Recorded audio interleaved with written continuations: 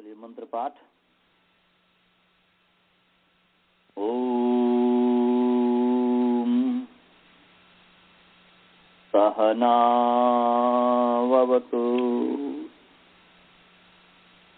सहनौ भुनक्तु सह वीर्यं करवावहै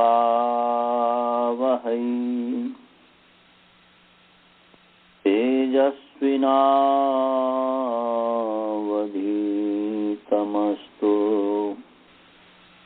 मा विद्विषावहै।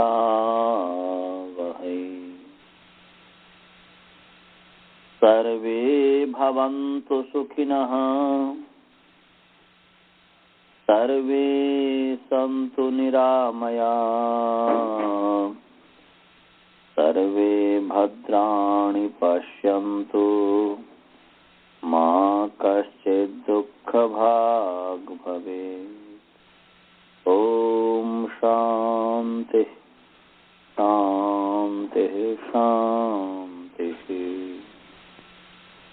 येन धौता गिरः पुंसाम् विमलैः शब्दवारिभिः समश्चाज्ञानजं भिन्नम् तस्मै पाणिनये नमः। वाक्यकारं वरुरुचिं भाष्यकारं पतञ्जलिं पाणिनी सूत्रकारं च प्रणतोस्मि मुनित्रयम्। आप सभी का प्रथमावृत्ति पाठ में स्वागत है। और हम जो प्रथमावृत्ति में भज प्लस अ तक कर लिए थे, एक बार दोहरा देता हूँ। भज धातु है, भज सेवायाम, भ्वादिगण की धातु है, धातु अनुदात्त है, अनुदात्त होने से अनिट हुआ, और स्वरितेत धातु है, इसलिए आत्मनेपद परस्मैपद पद दोनों में चलता है, उभय पदी धातु हो गया है। भजन की जो है उपदेशे जन्मांकित से जकार तकार की संज्ञा हुई, तो अनुनासिक अच की संज्ञा होती है। अनुनासिक किसका नाम है? तो मुख नासिका वचन अनुनासिक, मुख सहिता नासिका, माने मुख सहित नासिका से जो उच्चार्यमान वर्ण है उसका नाम अनुनासिक है। तो प्रश्न है कि अनुनासिक सुनाई तो नहीं दे रहा है, पता कैसे चले? तो प्रतिज्ञा अनुनासिक क्या पाणिनीय। तो फिर जकारोत्तरवर्ती अकार जो है इसकी संज्ञा हुई, संज्ञा होने से तस्य लोप से तस्य तो लोप स्यात्, तस्य संज्ञक से लोप आदेश स्यात्, लोप आदेश हुआ, लोप हो गया। लोप किसका है? अदर्शनम लोप, प्रसक्त से अदर्शनम लोप संयम स्यात्। तो यहाँ पर जो है लोप हो गया, तो भज ज हलंत हो गया। अब भज की धातु संज्ञा भूवादय धातव से भू प्रभृतयः वा सदृशा शब्दा धातवः भवन्ति। तो धातु संज्ञा हुई, धातु संज्ञा होने से धातु का अधिकार चला, धातु के अधिकार में भावे, भाव अर्थ में जो है घई प्रत्यय हुआ। भाव क्या है? धात्वर्थ है। तो धात्वर्थ में, धात्वर्थ का मतलब यह है यहाँ पर सिद्धावस्थापन्न भाव, इसलिए भावे का अर्थ हुआ सिद्धावस्थापन्न भावे अर्थे धातु घई प्रत्यय परश्च भवति, ये अर्थ हो जाता है। तो सिद्धा, इसलिए भाग का अर्थ सेवा या सेवन, ये। तो भज घई हुआ, यों की संज्ञा हलंत्यम से, घ की संज्ञा लाशोकत रहते से कि प्रत्यय से आदय लकाशकार का वर्गाः इतः स्युः तद्धिते तु न, तद्धित में तो नहीं होता है। तो ये संज्ञा हुई घ की, और अदर्शनम फिर तस्य लोप से लोप हो गया, लोप होने से लोप क्या? अदर्शनम लोप, तो लोप तो हो गया भज अ। अब भज अ के बाद जो है, अब अ को मान करके भज की जो है अंग संज्ञा है, अ को निमित्त मानकर। तो अंग संज्ञा करने वाला जो सूत्र है वह यस्मात् प्रत्यय विधि तदादि प्रत्ययंगम, ये चल रहा था। इस पर हमने बताया था कि यस्मात् ये पंचमी विभक्ति एक वचन है। यस्मात् पंचमी विभक्ति एक वचन है, नपुंसक लिंग। और प्रत्यय विधि इकारांत पुंलिंग प्रत्यय विधि प्रथमा विभक्ति एक वचन है। तदादि इकारांत नपुंसक लिंग तदादि शब्द प्रथमा विभक्ति एक वचन है। प्रत्यये अकारांत पुंलिंग प्रत्यय शब्द सप्तमी विभक्ति एक वचन है। और अंगम अकारांत नपुंसक लिंग अंग शब्द प्रथमा विभक्ति एक वचन है। बहुत ही सरल अर्थ है। यस्मात् पंचमी इसलिए हो गया जिससे यस हो गया। प्रत्यय विधि में प्रत्यय से विधि प्रत्यय विधि ये षष्ठी तत्पुरुष समास है और कर्म में यहाँ पर षष्ठी है। प्रत्यय विधि विधि मन है विधीयते इति विधि कर्म में है, तो प्रत्यय से विधि प्रत्यय विधि। तो प्रत्यय विधि का मतलब हुआ कि प्रत्यय विधीयते प्रत्ययो विधीयते, या और सरल करके प्रत्यय से विधानम क्रियते, ऐसा भी कर सकते हैं। तो जिससे प्रत्यय का विधान किया जाता है, जिससे प्रत्यय का विधान किया जाता है, तो प्रत्यय का विधान किया तो प्रत्यय तस्मिन प्रत्यये परे, तस्मिन प्रत्यय परतः उस प्रत्यय के परे रहते तदादि शब्द रूप जो है अंग होता है। तदादि शब्द रूप का नाम अंग है। तो तदादि क्या है? तो तदादि का अर्थ हमने दो समास बताया था प्रथमा विभक्ति में जो दिया हुआ है, ठीक है, वो भी ठीक है। तो एक समास से भी काम चल जाएगा, केवल बहुब्रीहि समास से, जो कि आज बताऊंगा, परंतु वो जो है दो है और उसका और परिष्कार कर दिया और अच्छा से समझा दिया। तदादि जो है में दो समास है। एक पहले सब समास है तस्य आदि तदादि, षष्ठी तत्व समास हुआ। उसका आदि अवयव, ऐसा अर्थ हुआ। उसका किसका? तो जिससे प्रत्यय का विधान किया है उसका, माने उस प्रकृति का, उस धातु और प्रातिपदिक का, क्योंकि प्रत्यय सदा या तो धातु से होता है या प्रातिपदिक से होता है। ज्ञान प्रातिपदिकात कहता है कि ज्ञांत आबंत और प्रातिपदिक से आगे के प्रत्यय होते हैं। तो प्रत्यय जो है ज्ञांत से भी होता है, आबंत से भी होता है और प्रातिपदिक से भी होता है और धातु से भी होता है। तो यहाँ पर जो है यस्मात् का मतलब हुआ कि धातो प्रातिपदिकात वा, माने धातु से और प्रातिपदिक से, जिस धातु और प्रातिपदिक से प्रत्यय का विधान किया जाता है उस प्रत्यय के पढ़ते तदादि, माने उस धातु और प्रातिपदिक का जो आदि। तो हम जो है भज धातु से घई प्रत्यय का विधान किए हैं, तो भज हो गया प्रकृति, भज हो गया धातु। तो इस भज धातु से घई प्रत्यय का विधान किया, तो उस घई प्रत्यय के परे रहते तदादि। तदादि माने भज का आदि क्या है? आदि अवयव भ। और दूसरा समास है तदादि आदि यस्य, माने उसका आदि आदि है जिसका, माने उसका उस प्रकृति जो है धातु, उस प्रकृति धातु का आदि अवयव है जिसका। तो भज का भ जो आदि अवयव, किसका आदि अवयव है? तो भज पूरे समुदाय का है, इसलिए भज का अर्थ हुआ अंग।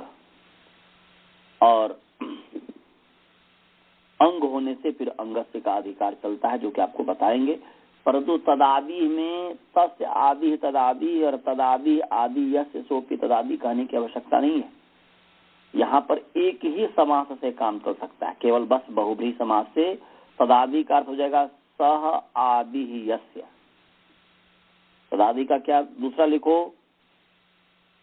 दूसरा समास। पहला समास तो हमने बताया था तस्य आदि तदादि तदादि आदि यस्य, तो भी तदादि सह, माने वह भी तदादि है। तो उसमें हमने षष्ठी तत्पुरुष समास गर्भ में दिया, तो तदादि में समास हो जाएगा षष्ठी तत्पुरुष गर्भ बहुब्रीहि समास, ये हो गया।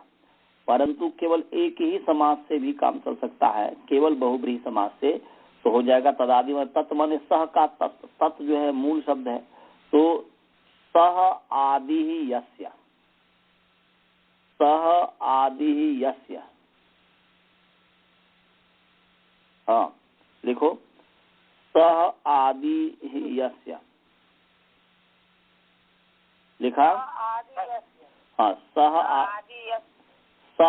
आदि ही यस्य। अभी मैं संधि उंधि नहीं कर रहा हूँ, बस आपको समझा। सह आदि ही यस्य। अरे सह माने वह, सह सह सह तौते।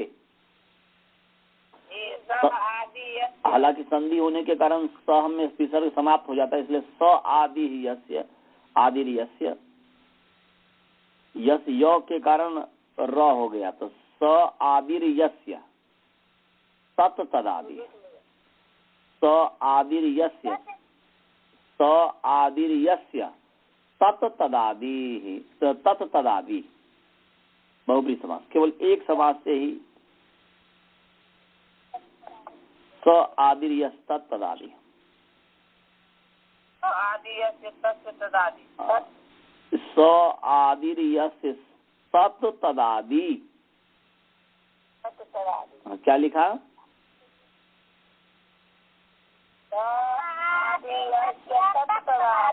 स आदिर यस्य, य के ऊपर रेफ चला जाएगा। स आदिर यस्य तत् तदादि। तो स माने वह, क्या हो जाएगा जी? स माने वह। वह क्या? धातु या प्रातिपदिक, प्रकृति।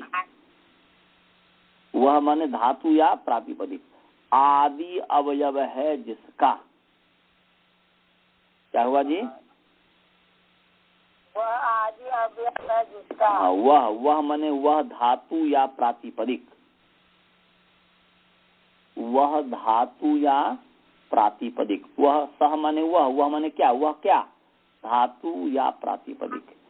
आदि माने वह धातु या प्रातिपदिक आदि अवयव है जिसका। प्रत्यय के परे रहते, अवयव है जिसका। तो ये भज प्लस घई है, भज प्लस घई है। तो यहाँ पर प्रत्यय के प्रत्यय भज जो धातु है वह किसका आदि अवयव है? यहाँ पर कुछ जचता नहीं है। ये अभी मैं जो समास बताया, अजय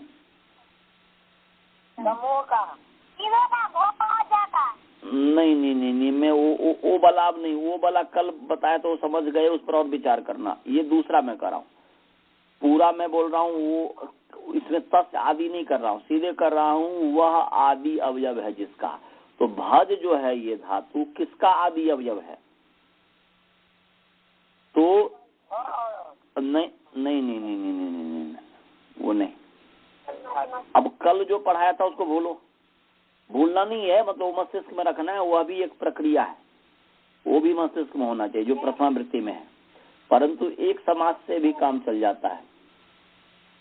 तो जैसे मैंने कहा कि केवल बाल बोध है, केवल बाल बोध छोड़ दो और दूसरे को छोड़ दो। मैं केवल बाल बोध ले रहा हूँ या श्रवण, कोई भी एक व्यक्ति ले रहा हूँ। अब मैं बोलता बाल बोध आदि अवयव है जिसका, कोई नहीं है आसपास, इधर उधर कोई नहीं है, केवल बाल बोध खड़ा है। और मैं बोलूं कि बाल बोध आदि अवयव है जिसका, ये तुक बनता है क्या? नहीं बनता है कि बनता है क्या? नहीं बनता है ना, नहीं बनेगा, क्योंकि जब कोई होगा साथ में तब कहेंगे तो ठीक है। तो ऐसे ही भज जो धातु है, ये तो जैसे भज हो गया बाल बोध, तो बाल बोध किसका आदि अवयव? प्रत्यय तो लेना नहीं है, प्रत्यय तो परे रहते तब आदि लेना है। तो वह आदि अवयव जिसका, किसी का आदि अवयव नहीं है वो। बाल बोध किसी का आदि अवयव है क्या? यदि बाल बोध स्वयं अपने आप में खड़े हो, इधर उधर कोई नहीं है, तो फिर वह किसका आदि अवयव होगा? वो किसी का आदि अवयव नहीं है।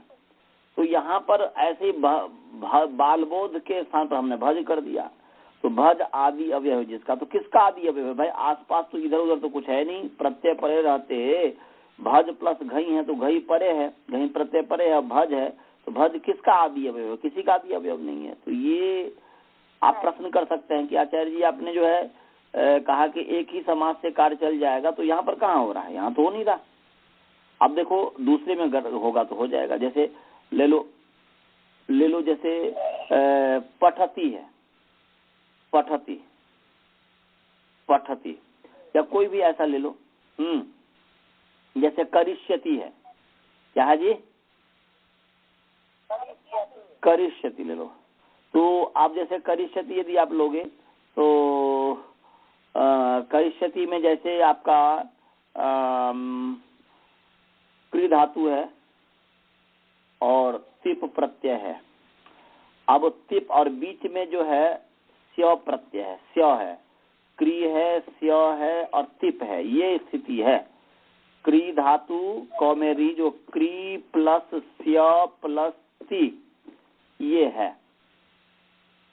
तो यहाँ क्री स्लेट में लिखो क्री प्लस स्य दंत सय संयुक्त स्य त्यासील रिलेटो सूत्र है ना जी, स्य तासील रिलेटो हो, याद है? स्य तासी तीसरे अध्याय का सूत्र, तीसरे अध्याय प्रथम पाद का सूत्र। हाँ, तो स्य तासील रिलेटो से स्य प्रत्यय हुआ यहाँ पर। अभी उसकी सिद्धि में नहीं करवा रहा हूँ, केवल समझा रहा हूँ। तो क्री प्लस स्य वही स्य है, प्लस ती, तिप तस जीवला ती, तो क्री स्य ती। अब यहाँ पर ती प्रत्यय क्री से हुआ है, धातु से हुआ। तिप प्रत्यय किससे हुआ है जी? क्री से हुआ। हाँ, और माने क्री धातु से तिप प्रत्यय हुआ है, क्री धातु से स्य भी है, क्री धातु से स्य प्रत्यय भी है, क्री धातु से तिप प्रत्यय है। तो बताओ तिप प्रत्यय को मान करके हम अंग संज्ञा करेंगे तो अर्थ हो जाएगा कि जिससे प्रत्यय का विधान किया जाता है। तो क्री धातु से तिप प्रत्यय का विधान किया गया। क्री स्य ती में तिप प्रत्यय किससे हुआ है? धातु से हुआ है, धातु से, क्री धातु से। तो उस ती के परे रहते स आदि या से तदादि अंग संजक होता है, तो वह क्री धातु आदि अवयव है जिसका। तो अब किसका आदि अवयव है? क्री, हमारे सामने क्री स्य तिप, तो तिप के परे रहते क्री किसका आदि अवयव है ना? देखो बुद्धू कहीं का, यहाँ पर तो है ना। आदि कहाँ होता है? आदि किसको कहते हैं? जिसके बाद में हो, पूर्व में न हो, उसी का नाम आदि है ना जी। तो यहाँ पर क्री के बाद में क्या है?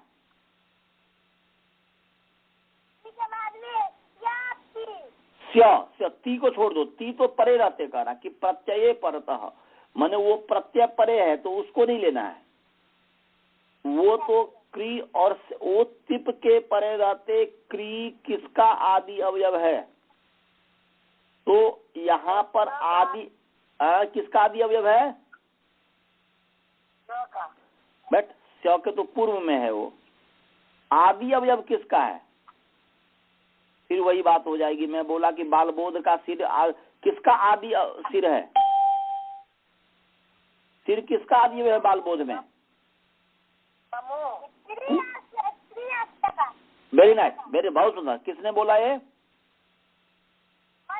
मनीष, धन्यवाद, मेरा बहुत बहुत आशीर्वाद आपको। क्री और स्या का आदि अवयव है। बुद्धि से सोचा करो, तेल बुद्धि से। बुद्धि कितने प्रकार की होती है?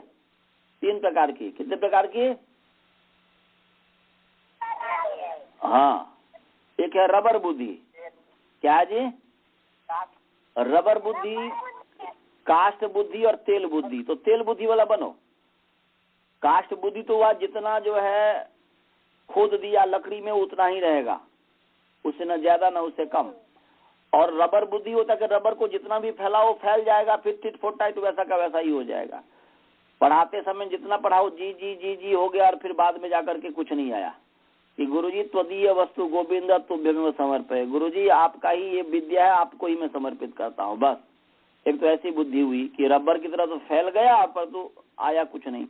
और एक है तेल बुद्धि कि तेल एक जगह पर आप करोगे कितना फैल जाएगा। तेल बुद्धि से काम करो। यहाँ पर बहुत अच्छा मनीष, क्री स्या ती में ती तो परे है, बाद में है, तो क्री और स्या में क्री आदि अवयव है क्री स्या का, तो क्री स्या का नाम है अंग।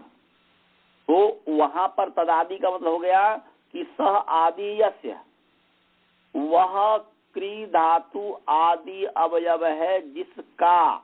तो क्री स्यो का आदि अवयव है क्री, इसलिए क्री स्यो का नाम अंग है और अंग होने से इतागम होकर के करिष्यति इत्यादि बनता है। तो वहां तो ठीक है, परंतु भज में तो पता नहीं चल रहा कि भज किसका आदि अवयव है। क्री स्यो में तो क्री आदि अवयव है क्री स्यो का, परंतु यहाँ पर तो घई के परे रहते भज किसका आदि अवयव है, किसी का आदि अवयव नहीं है क्या? नहीं है। तो यहाँ पर जो है,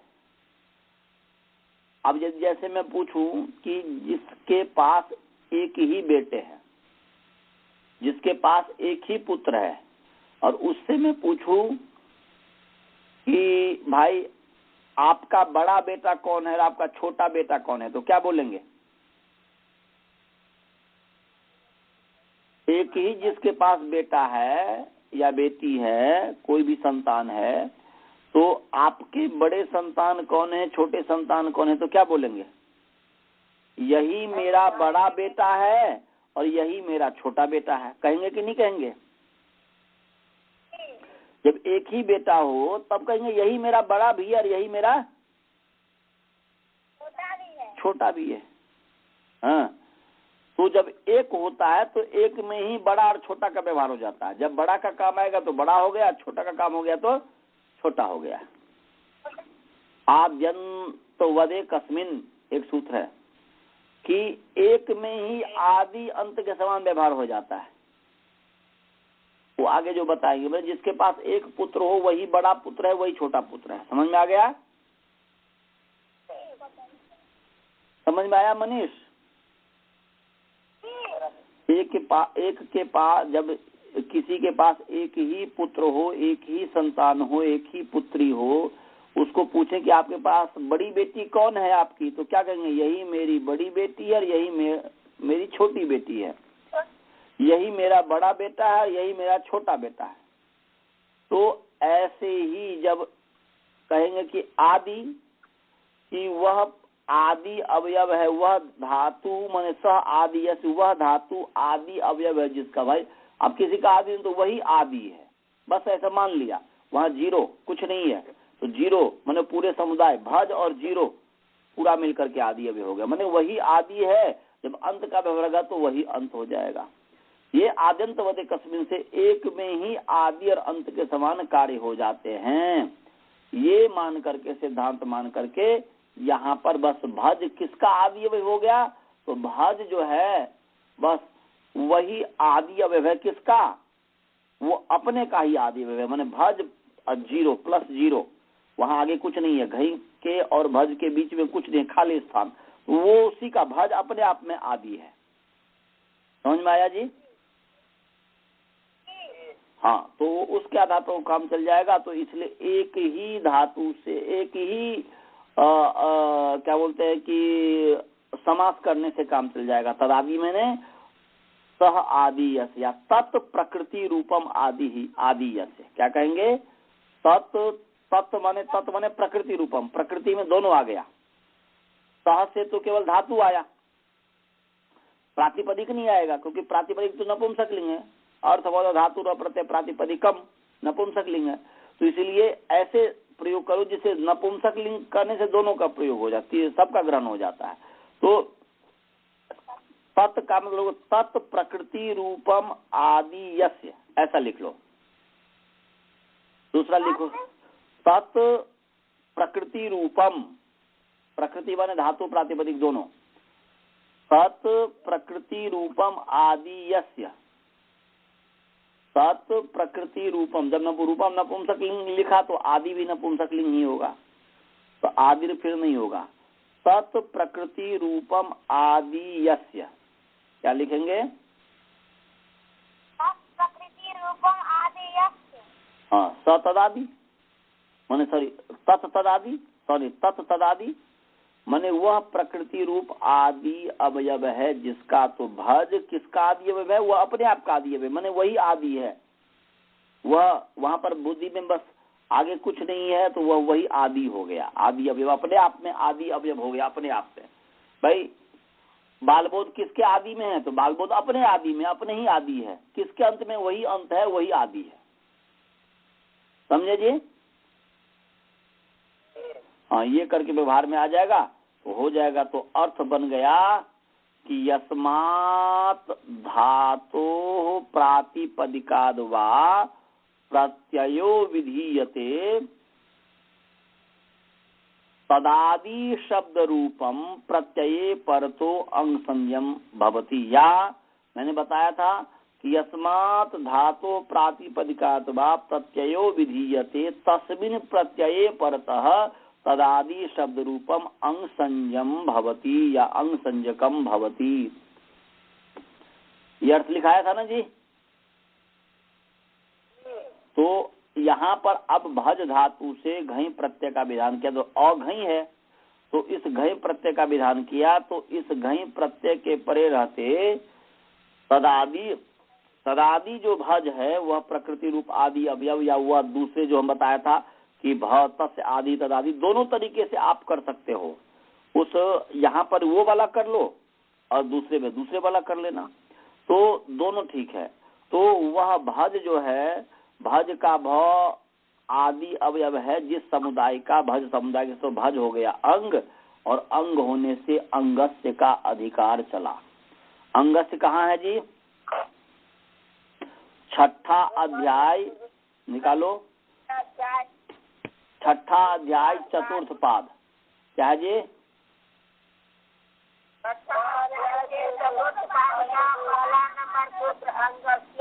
हाँ, छठा अध्याय जो है चतुर्थ पाद जो है, छठा अध्याय चतुर्थ पाद का पहला सूत्र है अंगस्य। निकाल लिया।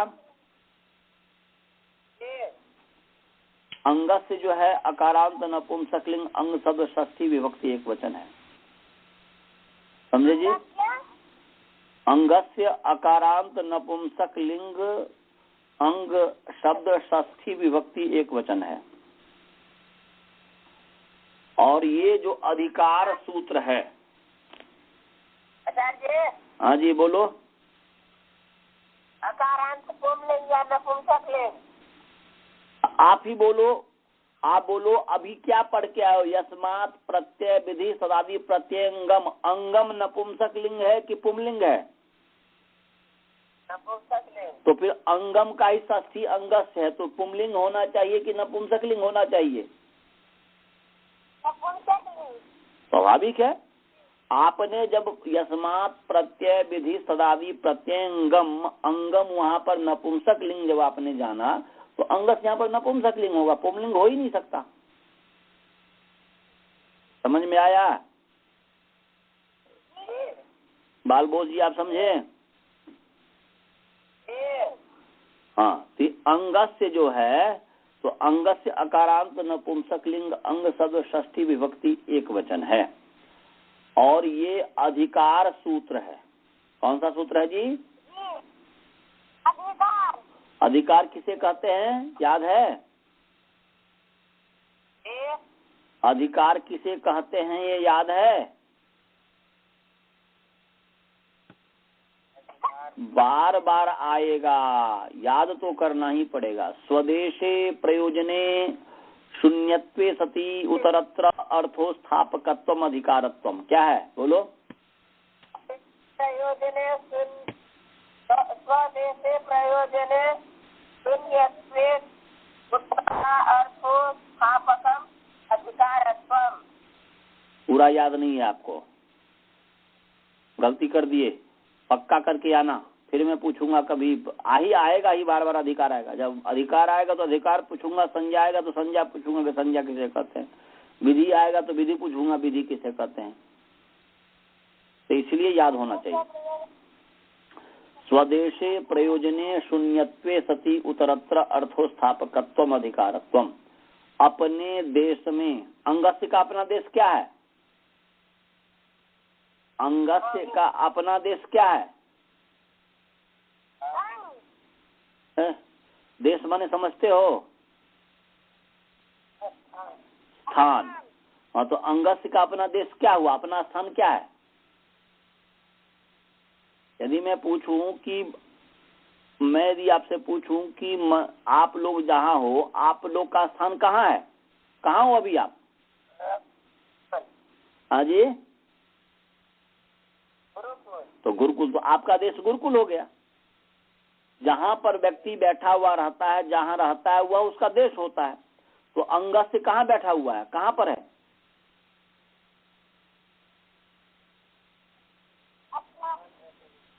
अंगस्य कहाँ पर बैठा? अष्टाध्यायी निकाले हुए हो?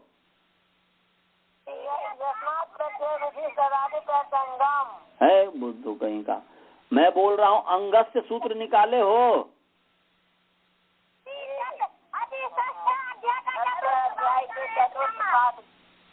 तो षष्ठाध्याय का चतुर्थ पाद है, और षष्ठाध्याय के चतुर्थ पाद में कहाँ पर बैठा है, किस स्थान पर बैठा है? अजय नंबर में बैठा हुआ है। हाँ, तो ये बोलोगे ना कि 641 में बैठा हुआ है अंगस्य। कहाँ बैठा हुआ है? 641। अंगस्य का अपना देश क्या है? बहुत सुंदर। तो अंगस्य का अपना देश है 641। तो स्वदेशे, अपने देश में। स्वदेशे का मतलब समझ में आ गया? तो जो अधिकार सूत्र होता है वो उसका जो अपना देश होता है उस देश में, माने 641 में, यहाँ पर ये हुआ, जो जहां पर होगा वहां पर हो जाएगा। प्रयोजने शून्यत्वे सती, अपने देश में प्रयोजन से शून्य होने पर, शून्यत्वे सती माने शून्य के होने पर, माने अधिकार उसका नाम है, अधिकार सूत्र उस सूत्र को कहते हैं जो सूत्र अपने देश में एक्सक्यूज मी, अपने देश में प्रयोजन से शून्य, उसका कोई प्रयोजन नहीं है अपने देश में। 641 में अंगस्य का क्या प्रयोजन? कुछ भी नहीं, कुछ प्रयोजन नहीं है। परंतु उत्तरत्र आगे हलह जो सूत्र है, नामी जो सूत्र है, न तिस्सी चतस्सी जो सूत्र है, आगे जितने भी सूत्र हैं उनके साथ जुड़ करके वह अर्थों को सार्थक कर देता है, अर्थों को उपस्थित करने वाला होता है। बहुत बड़ी चीज है। अब अधिकार जिसको भी जिस चीज का अधिकार मिलता है उसका अपने आप में क्या, अपने स्थान पर कोई प्रयोजन नहीं, परंतु अपने आप में कोई प्रयोजन नहीं, परंतु वही जब किसी दूसरे व्यक्ति के साथ मिल जाता है तो बहुत प्रयोजन वाला बन जाता है। यहाँ पर भी यही है कि लोक में जैसे अधिकार का अपने आप में क्या प्रयोजन, परंतु वह किसी के साथ जुड़ गया तो बहुत प्रयोजन हो गया उसका। ऐसे ही अंगस्य का अपने देश में कोई प्रयोजन नहीं, परंतु हला इत्यादि आगे के जो सूत्र हैं उनके साथ जुड़ जाने के बाद अर्थों को उपस्थित कर देता है। जब तक अंगस्य नहीं होगा तो हला इत्यादि का अर्थ ही ठीक से नहीं हो सकता। इसीलिए स्वदेशे प्रयोजने शून्यत्वे सती, अपने देश में प्रयोजन से शून्यत्व होने पर उत्तरत्र आगे आगे अर्थोस्थापकत्वम, अर्थों का जो उपस्थापकत्व है वही अधिकारत्व है। अर्थों का जो उपस्थापक का होना है, उपस्थित करने वाले, उपस्थित करने का जो होना है वही अधिकार का होना है, वही अधिकार है। तो ये हला इत्यादि सूत्र के साथ जुड़ेगा तो ये अंगस्य का अधिकार चला। और ये अंगस्य का अधिकार कहाँ तक जाता है पता है? ये सप्तम अध्याय के समाप्ति पर्यंत तक जाता है। कहाँ तक जाता है जी? सप्तम अध्याय के समाप्ति तक। तो सप्तम अध्याय के समाप्ति क्या है? तो सप्तम अध्याय का जो समाप्ति है वह ईच गण है, 7497 97 नंबर सूत्र है। तो अंगस्य का अधिकार यहाँ तक है। लिख लो अंगस्य के आगे पेन से 7497। अंगस्य के आगे लिखोगे, अंगस्य के में मतलब जो है चिन्ह लगा दो क्योंकि वो पढ़ा दिया हमने आपको, और उसका अधिकार जो है 7497 तक जाएगा, 7497 तक जाएगा। लिख लिया? 7497 तक जाएगा इसका अधिकार। तो इसका अब मैं हिंदी में बोल दिया अंगस्य का अधिकार इससे आगे हुए जो भी कहे हैं, आगे जो कुछ भी कहा गया है, तो वो अंग के अधिकार में होगा। तो क्या हो जाएगा, माने इससे आगे जो कुछ भी सप्तम अध्याय के समाप्ति पर्यंत तक कहे जाएंगे, वो सब अंग के स्थान पर होगा, वो अंग संबंधी होगा। तो अर्थ हो जाएगा, ये हो गया अधिकारो अयम, यह अधिकार सूत्र है, या इदम अधिकार सूत्रम, और आ सप्तम अध्याय परिसमाप्ते इत्यस्य अधिकारो भवति, या अयम अधिकार आ सप्तम अध्याय परिसमाप्ते भवति। यह जो अधिकार है सप्तम अध्याय के समाप्ति पर्यंत तक है। समझ गए जी? अयम अधिकार आ सप्तम अध्याय परिसमाप्ते अस्ति। आ माने तक, सीमा हमने बताया था कि आ के दो अर्थ हैं, आ के 6 अर्थ हैं, उसमें से गित जो ईषद अर्थ है, क्रिया योगे मर्यादा अभिविधौ, तो यहाँ पर जो है अभिविधि है, अभिविधि आ है। आ का अर्थ है तक, माने सप्तम अध्याय के समाप्ति तक, ईच गण तक यह अधिकार है। समझ गए? इत्यस्य अधिकार आ सप्तम अध्याय परिसमाप्ते गच्छति। अंगस्य अधिकार, अंगस्य सूत्रस्य अधिकार आ सप्तम अध्याय परिसमाप्ते भवति, गच्छति, अस्ति। इसका अधिकार सप्तम अध्याय के समाप्ति पर्यंत तक है, या समाप्ति पर्यंत तक जाता है इसका अधिकार। समझ गया जी? समझ में आया? वो हिंदी में जो बोला उसी को संस्कृत में बना दो कि अंगस्य सूत्रस्य अधिकार आ सप्तमाध्याय परिसमाप्ते गच्छति, आ सप्तमाध्याय परिसमाप्ते भवति, आ सप्तमाध्याय परिसमाप्ते अस्ति। कुछ भी कर दो कि इसका अधिकार जो है सप्तम अध्याय के समाप्ति पर्यंत तक जाता है, इसका अधिकार सप्तम अध्याय के समाप्ति पर्यंत तक है, इसका अध्याय सप्तम अध्याय के समाप्ति पर्यंत तक होता है। समझ में आ गया? हाँ, तो इससे आगे जो कुछ भी कहेंगे वो अंगस्य के स्थान पर होगा, माने अंगस्य के स्थान पर होगा, अंगस्य से संबंधित होगा। अस्तु, तो इस अंग के अधिकार में एक सूत्र है अत उपधाया। क्या सूत्र है जी? क्रम से कुछ भी कर सकते हो आप, जिस भी क्रम से। ज देखो, पहले ज को ग करो तभी भी हो जाएगा, अब इस भ को आ करो तभी भी हो जाएगा। भाग, तो भ कारोत्तरवर्ती अकार से चलते हैं, तो ये भकारोत्तरवर्ती जो अकार है उसको आ करना है तो भाज बन जाएगा, ज को ग करेंगे तो भाग बन जाएगा।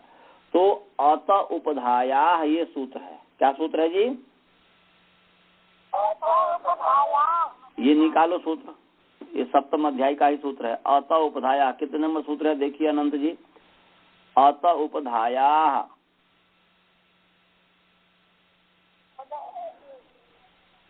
ये अत उपधाया मिला।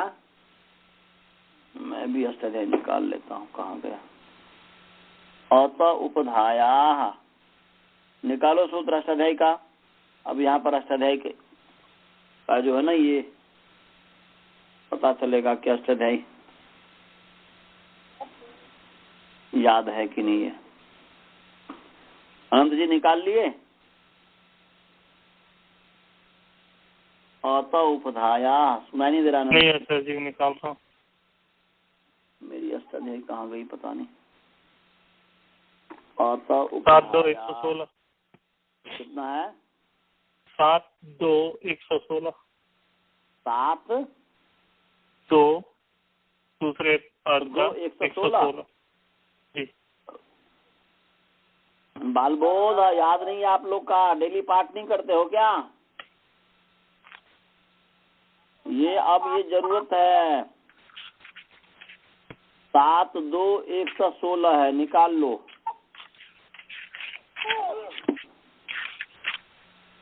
निकाल लिया?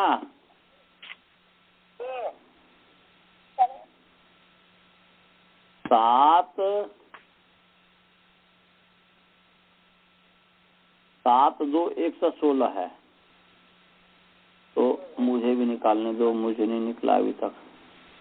7 3 तो 7 2 116 चलो निकलता रहेगा, परंतु ये अत उपधाया, अतः पदच्छेद करो, अतः और उपधाया। अतः कौन सी विभक्ति है? अतः कौन सी विभक्ति है?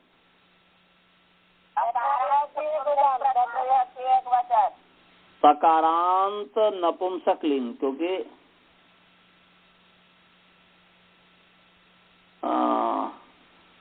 नपुंसकलिंग या अथ वर्ण का विशेषण मानेंगे तो पुंलिंग कर दीजिए, अथ वर्ण है।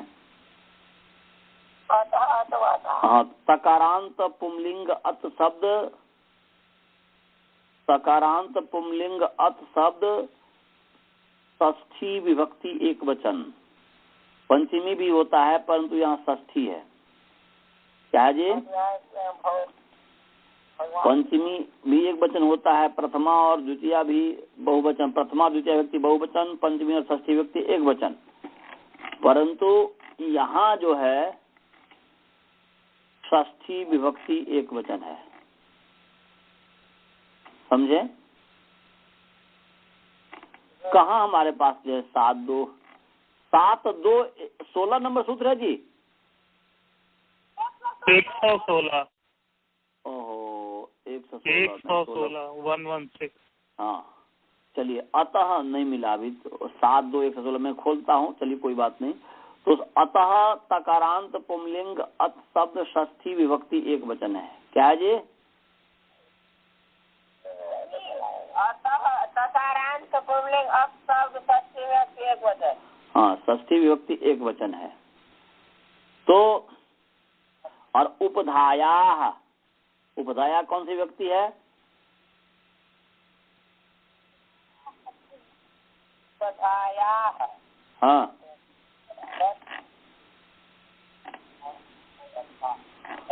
आकारांत स्त्रीलिंग प्रथमा विभक्ति बहुवचन। मैं आकारांत स्त्रीलिंग उपधाया, स्त्रीलिंग तो आपने ठीक बोला है। तो मूल शब्द क्या है? उपधा शब्द है मूल, उपधा मूल शब्द है। मूल शब्द क्या है जी? उपधा। तो उपधा का जैसे माला का षष्ठी में मालाया कौन सा होता है? पंचमी षष्ठी एक वचन। हाँ, तो यहाँ पर षष्ठी विभक्ति है, षष्ठी विभक्ति है। तो आकारांत स्त्रीलिंग उपधा शब्द षष्ठी विभक्ति एक वचन है। समझ में आ गया पदच्छेद? ऊपर से अनुवृत्ति लाओ, किसकी लाओगे अनुवृत्ति जी? असमान विभक्ति वाले पद की अनुवृत्ति आएगी। अतः षष्ठी है तो अंगस्य का तो अधिकार चल ही रहा है, तो अंगस्य का तो अधिकार चलेगा ही, वो ध्यान में रखना। इसके ऊपर क्या सूत्र है? अचोई नीति। तो अतः षष्ठी विभक्ति इसलिए उसकी अनुवृत्ति नहीं आएगी। किसकी अनुवृत्ति आएगी? यह नीति की, सप्तमी है, असमान विभक्ति वाले पद है इसलिए यह नीति की अनुवृत्ति आएगी। समझ गए? और इसके ऊपर सूत्र क्या है? तो मृजे षष्ठी विभक्ति इसलिए षष्ठी की अनुवृत्ति नहीं आएगी। वृद्धि कौन सी विभक्ति है?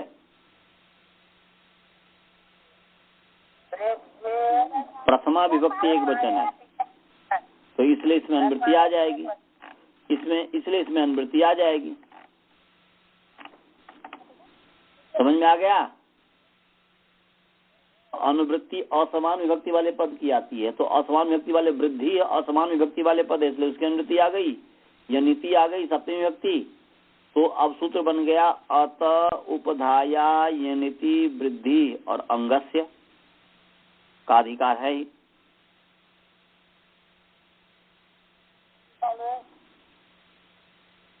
समझ गए जी? तो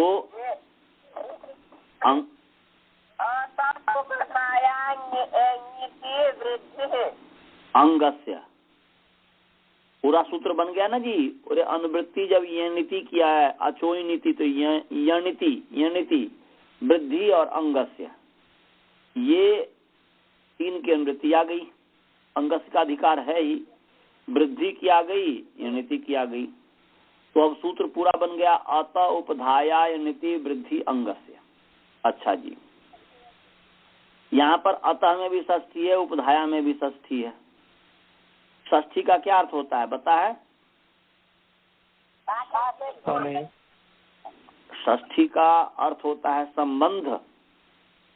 मैं चिन्ह थोड़े पूछा हूँ, मैं चिन्ह पूछा था क्या? यदि चिन्ह पूछता हिंदी में तब काके की कहते। मैंने पूछा अर्थ।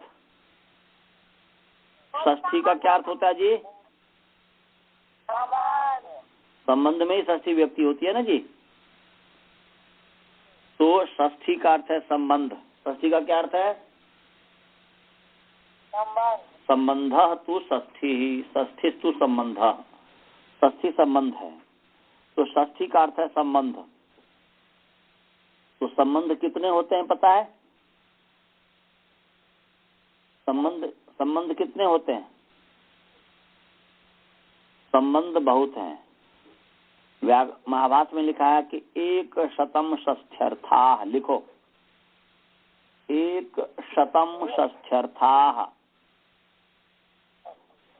100 षष्ठ्यर्थाः। 100 षष्ठ्यर्थाः लिख लिया?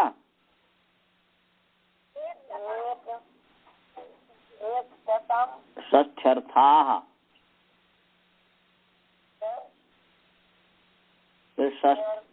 षष्ठ्यर्थाः 100 षष्ठ्यर्थाः।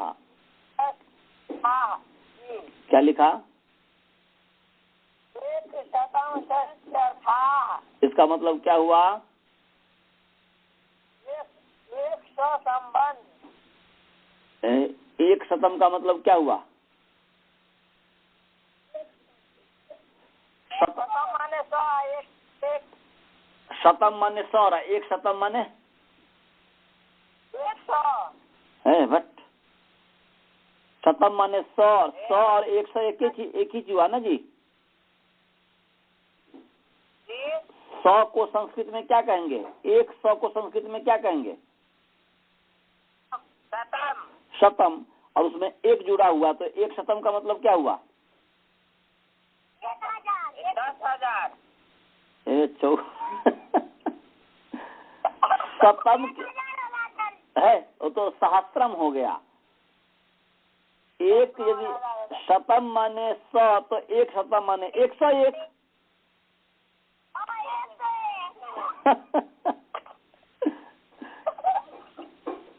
एक शतम का क्या अर्थ हुआ? 1000 कैसे कह रहे हो? 100 का क्या अर्थ है? हाँ, 101 षष्ठी के अर्थ हैं। षष्ठ्यर्था माने 100 षष्ठ्यर्था भवन्ति। 101 लिटरल मीनिंग ये है, शब्दार्थ हुआ कि 101 षष्ठी के अर्थ होते हैं। माने संबंध के कितने अर्थ होते हैं? तो 101 का मतलब क्या हुआ? अंग्रेजी में अंग्रेजी वाले समझेंगे। 100 माने क्या हुआ अनंत जी? जी 100 माने क्या हुआ? 100। और 100 माने क्या हुआ? सहस्त्र मतलब कई 100 जब ही आप लगा देते हैं तो वो अनंत का बोधक हो जाता है, अनेकों का बोधक हो जाता है। अनेकों 100 जी माने बहुत सारे, यही होता है ना जी अंग्रेजी में भी जी। तो ऐसे ही 100 षष्ठ्यर्था का मतलब क्या हुआ? यहाँ पर ये नहीं है कि 101 जो है षष्ठी के अर्थ है, उससे अधिक नहीं है या उससे कम नहीं है। 100 षष्ठ्यर्था का मतलब ये हुआ कि बहुत सारे षष्ठी के अर्थ हैं। जैसे 100 का क्या अर्थ हुआ? एस जब आपने लगा दिया, 100 तो 100 हुआ, और जब 100 में एस लगा दिया तो बहुत सारे 100 हो गए कि नहीं जी? बहुत सारे, यही अर्थ हुआ ना जी अनंत जी? जी आचार्य जी। हाँ, तो ऐसे ही 100 का क्या अर्थ हो गया? आप 100 षष्ठ्यर्था का क्या अर्थ हुआ? क्या ना अनंत अर्थ? षष्ठी के बहुत सारे अर्थ हैं, ये अर्थ हुआ। समझे जी? 100 षष्ठ्यर्था का क्या अर्थ हुआ जी अनंत जी? इसके बहुत सारे अर्थ हैं। हाँ, बहुत सुंदर।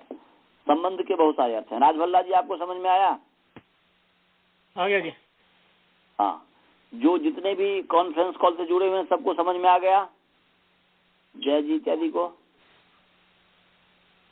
अनेकों अर्थ हैं। अनेकों अर्थ, वेरी नाइस। षष्ठी के अनेकों अर्थ हैं, ये अर्थ हो गया। जय जी, आपको समझ में आया? हाँ जी, समझ में आ गया। हाँ, यदि ये समझ में आ गया तभी वेद समझ में आएगा, नहीं तो नहीं समझ में आएगा। ध्यान रखिएगा। सुनीता जी, आपको समझ में आया? सुनीता जी और स्वाति? समझ में आया। समझ में आ गया। तो देखिए, यदि ये समझ में आ गया तो बहुत सारे सिद्धांत समझ में आ जाएंगे। अच्छा जी, यहाँ पर तो 100 का अर्थ बता दिए कि अनेकों। 100 का अर्थ अनेकों अर्थ हैं षष्ठी के। अब यही व्यक्ति के पास जब वेद का मंत्र आता है कि सहस्र शीर्षा पुरुष सहस्राक्ष सहस्रपात भूमि स्थित्वा तिष्ठत्य दशांगुलम, तो वहां पर बुद्धि मारी जाती है लोगों की कि वहां पर सहस्र शीर्षा पुरुष का अर्थ कर देते हैं कि भगवान के 1000 आंख हैं, तो 1000 आंख बना देंगे मूर्ति में। सहस्राक्ष सहस्रपात, भगवान के 1000 पैर हैं तो 1000 पैर की कल्पना कर लेंगे। तेरी बुद्धि की वहां यहाँ माने जब आप 100 का अर्थ अनेकों करते हो तो सहस्र का अर्थ हुआ कि सहस्र शीर्षा पुरुष, वह पुरुष जो है, पुरुष का मतलब होता है पुरुषेते, ये जो संसार नगरी में जो शयन करने वाला, संसार रूपी नगरी में जो सर्वव्यापक परमात्मा है, उसके सहस्र सिर हैं, माने अनेकों सिर हैं। अनेकों सिर हैं का मतलब क्या हुआ?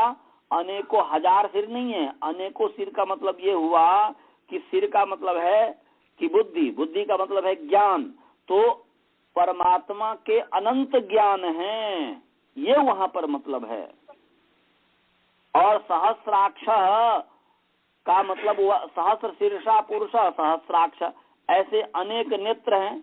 नेत्र भी वही वाचक है, परमात्मा के गुणों का वहां पर वर्णन किया जा रहा है, उनकी अनंतता को बताई जा रही है, परंतु उनकी अनंतता को न समझ करके सायन इत्यादि जो महिधर इत्यादि जो हुए हैं वेद भाष्यकार, या जो भी वेद को ऊपर ऊपर से जानने वाला व्यक्ति है, वो समझता है कि बस ये 1000 आंख हैं, 1000 पैर हैं, 1000 सिर हैं, और उस तरीके से जैसे रावण के 10 सिर बता दिए वैसे भगवान के भी इतने हैं, इस तरीके की बात करते हैं। तो वो वहां पर भी ध्यान देना चाहिए। बहुत बड़ा सिद्धांत है कि 100 षष्ठ्यर्था का अर्थ हुआ कि षष्ठी के अनेकों अर्थ हैं। गुरुकुल में सभी को समझ में आ गया जी? जब वेद का अर्थ करोगे सहस्र शीर्षा पुरुष, तो वहां पर ये तो नहीं कहोगे ना कि भगवान के 1000 सिर हैं तो सिर बना दोगे 1000। भगवान का अनंत ज्ञान है। हाँ, भगवान के अनंत ज्ञान है। एक बिल्डिंग बनाने में कितने सिर लगता है बताओ? एक बिल्डिंग बनाने में एक सिर से काम चलता है? एक बिल्डिंग बनाने में कितने सिर की जरूरत होती है? तो इतना पूरा जो ब्रह्मांड बनाया है, मानो कि परमात्मा के अनंत सिर हैं, माने वो जैसे एक बिल्डिंग बनाने में अनेक सिर की आवश्यकता होती है, अनेकों बुद्धि की आवश्यकता होती है, तो कितना बड़ा ये ब्रह्मांड बनाने वाला परमात्मा है, उसको कितनी विशाल बुद्धि होगी। वो बुद्धि की विशालता, ज्ञान की विशालता की बात वो करता है। सहस्राक्ष, हम आंख से देखते हैं, हम एक आंख दो आंख से देखते हैं, कहां तक देखते हैं और कहां दूर तक देख लेते हैं। परमात्मा के हजारों आंख है, इसका मतलब कि अनंत आंख है, माने उनके अंदर जो है उनसे कुछ छिप नहीं सकता। वो हम कहीं पर भी छुप करके भी रहेंगे ना, पाप करेंगे या पुण्य करेंगे, कुछ भी करेंगे, परमात्मा से अगोचर नहीं है, परमात्मा के दृष्टि में है, परमात्मा से कभी छुप नहीं सकता, इत्यादि का वर्णन है। तो ध्यान रखिएगा, जब भी वेदों का मंत्र पढ़िएगा तो वहां पर क्या अर्थ बताया जा रहा है, इस चीज को ध्यान में रखेंगे। ऐसा ना हो कि वेद की जो है आप गलत व्याख्या के कारण वेद के प्रति अश्रद्धा हो जाए। आज एक व्यक्ति का फोन आया था, एक डॉक्टर का मेरे पास, और वो कोई पढ़ रही थी, एक डॉक्टर सविता करके, बहुत अच्छी हैं, तो वो जो है केरल की है।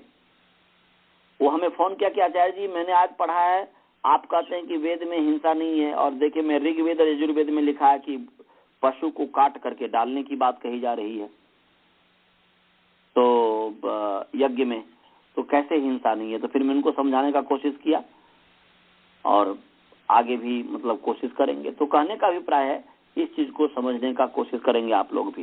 तो अस्तु, मैं शास्त्र सिद्धांत भी आपको बता दिया, वैदिक सिद्धांत।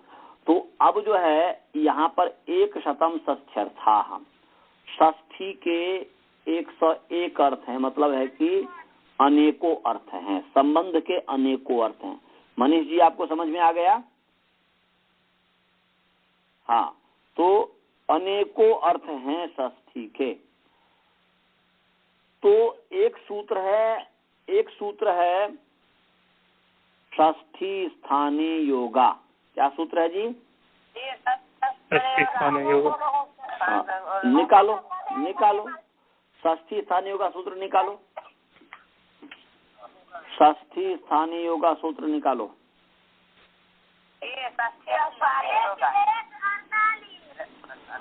तो षष्ठी स्थानीय योगा, पदच्छेद करो, षष्ठी ईकारांत स्त्रीलिंग षष्ठी शब्द प्रथमा विभक्ति एक वचन।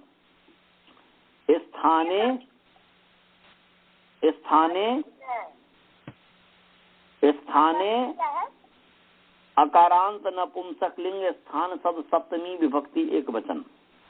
अयोगा आकारांत स्त्रीलिंग अयोगा शब्द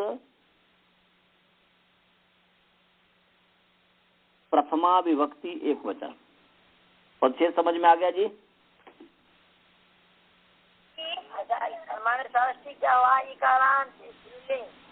षष्ठी ईकारांत स्त्रीलिंग षष्ठी शब्द प्रथमा विभक्ति एक वचन। समझ में आ गया? जैसे नदी के स्थाने अकारांत नपुंसक लिंग स्थान शब्द सप्तमी विभक्ति एक वचन।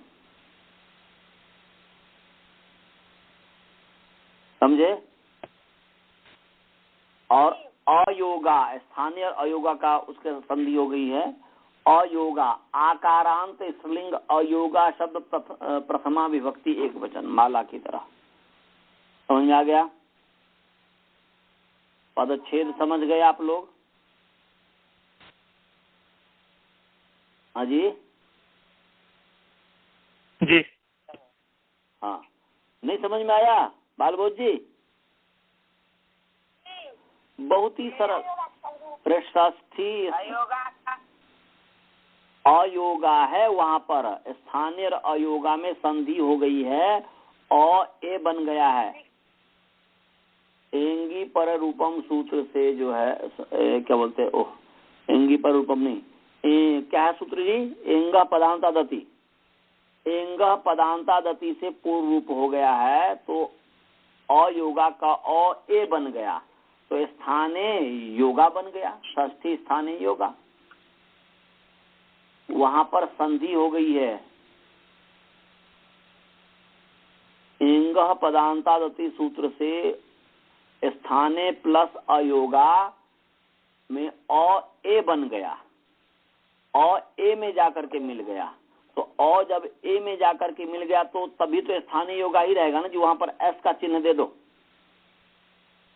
देना चाहो तो वहां पर नहीं, नहीं अ जो अवग्रह समझते हो, षष्ठी बोलो, षष्ठी स्थानीय योगा कैसे लिखा हुआ है सूत्र में, मेरा अष्टाध्यायी नहीं मिल रहा कहाँ पता नहीं, षष्ठी स्थानीय योगा जी इसमें अवग्रह तो नहीं है आचार्य जी, न अवग्रह, अच्छा उसमें नहीं है, और आप लोगों में अवग्रह है जी गुरुकुल में? नहीं, आप में भी नहीं है अवग्रह चिन्ह, कोई बात नहीं, अवग्रह चिन्ह नहीं है, चिंता करने की कोई बात नहीं है। वो जो है ये अवग्रह चिन्ह जो है अर्वाचीन है, प्राचीन नहीं है। ये जैसे कि भ्यसोभ्यम पर जो है महाभाष्यकार कहते हैं, सप्तम अध्याय का जो प्रथम पाद है वहां पर कहते हैं महाभाष्यकार कि भ्यसः अभ्यम भी पदच्छेद करते हैं और अभ्यसः अभ्यम भी करते हैं, दोनों तरीके से करते हैं। तो इसीलिए इससे पता चलता है कि अवग्रह चिन्ह जो है अर्वाचीन है, माने प्राचीन नहीं है, वर्तमान का है, ज्यादा प्राचीन नहीं है। वो केवल अवग्रह चिन्ह ये बताता है कि इसके अंदर अ मिला हुआ है, बस मिला हो या ना हो कोई बात नहीं है। तो यहाँ पर दोनों तरीके से अर्थ हो जाएगा, स्थानीय योगा भी हो जाएगा, स्थानीय अयोगा भी हो जाएगा। तो अभी मैं अयोगा करके पद छेद किया हूँ कि अ ए में मिल गया हुआ है, अवग्रह चिन्ह हो या ना हो कोई बात नहीं। तो षष्ठी स्थाने अयोगा, क्या मैंने किया? षष्ठी स्थाने अयोगा। हाँ, आप लोग को समझ में आया गुरुकुलवासी को? षष्ठी स्थाने अयोगा, अयोगा आकारांत नपुंसकलिंग प्रथमा विभक्ति एकवचन। मैंने शायद स्वप्न आप देखते रहते हो नपुंसकलिंग, नहीं जी, अयोगा कभी भी नपुंसकलिंग होगा?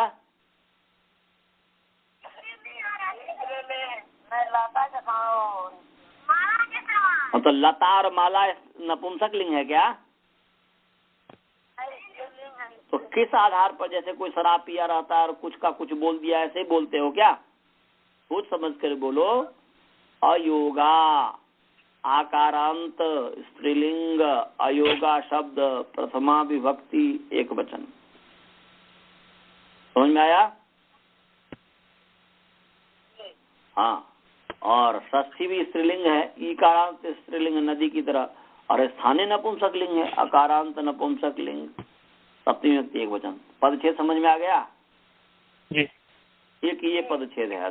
दूसरा पदच्छेद है वही षष्ठी ईकारांत स्त्रीलिंग, षष्ठी शब्द प्रथमांत एक वचन, और स्थानीय योगा एक साथ है। स्थानीय योगा आकारांत स्त्रीलिंग, स्थानीय योगा शब्द प्रथमा विभक्ति एक वचन है। वहां पर विभक्ति का अलुक हो गया है, सप्तमी का अलुक हो गया हुआ है, लोप नहीं हुआ है। तो स्थानीय योगा माने इसमें दो पद भी है और तीन पद भी है। तीन पद हो गया षष्ठी स्थानीय अयोगा, और दो पद हो गया षष्ठी और दूसरा है स्थानीय योगा। समझ में आया जी? प्रथमा वृत्ति में शायद स्थानीय योगा यही दिया होगा, तो एक ही दिया होगा। अब एक कैसे दो होता है ये कल हम बताएंगे। इसमें तंत्र है, इसमें क्या है जी? तंत्र है। जैसे हलंत्यम पर हमने तंत्र बताया था, याद है? हलंत्यम पर, तो ऐसे षष्ठी स्थानीय योगा में स्थानीय योगा पर तंत्र है। अब कैसे तंत्र है वो बताएंगे आचार्य जी। हाँ, कल मतलब फिर वही संडे नाइट में? हाँ, कल माने संडे, क्योंकि कल तो शनिवार है ना इंडिया में। जी हाँ, तो इसीलिए जो है वो मेरे मुख से कल निकल जाता है, यहाँ के आधार पर निकल जाता है, क्योंकि यहाँ पर बृहस्पति है ना, कल शुक्र है इसीलिए। परंतु वहाँ पर अर्थात रविवार के रात्रि, यहाँ के रविवार के रात्रि में, वहाँ के सोमवार के सुबह में। जी। तो यहाँ पर बस षष्ठी, ये ध्यान रखना कि षष्ठी स्थानीय योगा दो पद है। एक ध्यान रखना षष्ठी स्थानीय और अयोगा। और ये भी बता दिया कि स्थानीय योगा में तंत्र है। तंत्र का भी अर्थ मैंने बताया था। तंत्र मतलब कोई जादू टोना नहीं। तंत्र माने कि अनेक अर्थ को बोध कराने वाला, माने एक ही हमने उच्चारण किया परंतु अनेक अर्थों को बोध कराता। सकृत उच्चारित तत्वे सती अनेकार्थ बोधकत्वम तंत्रत्वम। तंत्र का तंत्रपना, तंत्रत्व वही है कि एक उच्चारण किया और अनेक अर्थों का बोध कराया। तो ये षष्ठी स्थानीय योगा में स्थानीय योगा एक शब्द का उच्चारण किया है परंतु दो अर्थ का बोध करा रहा है।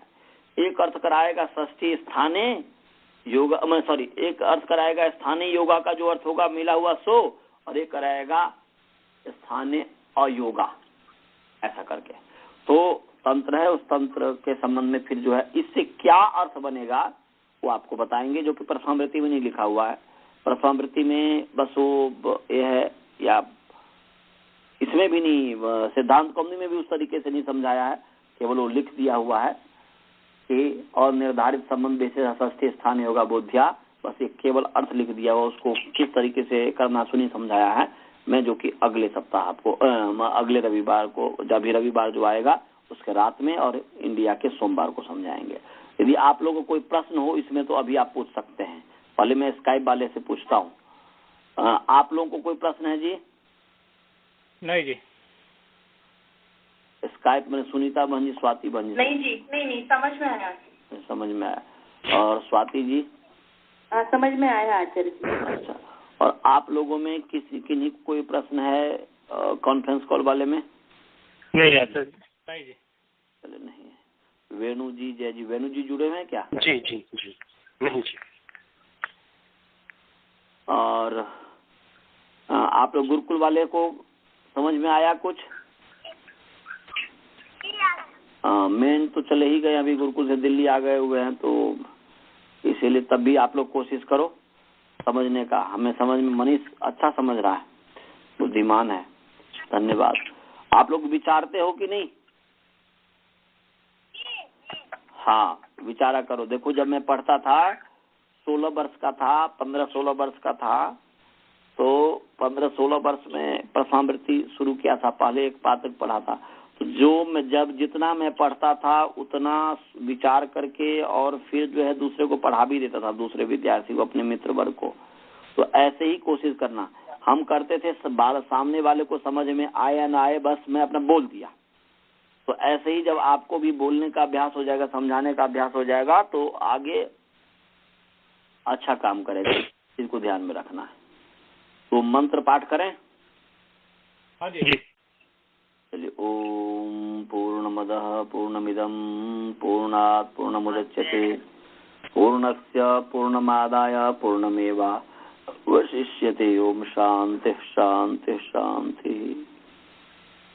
नमस्ते। नमस्ते। नमस्ते।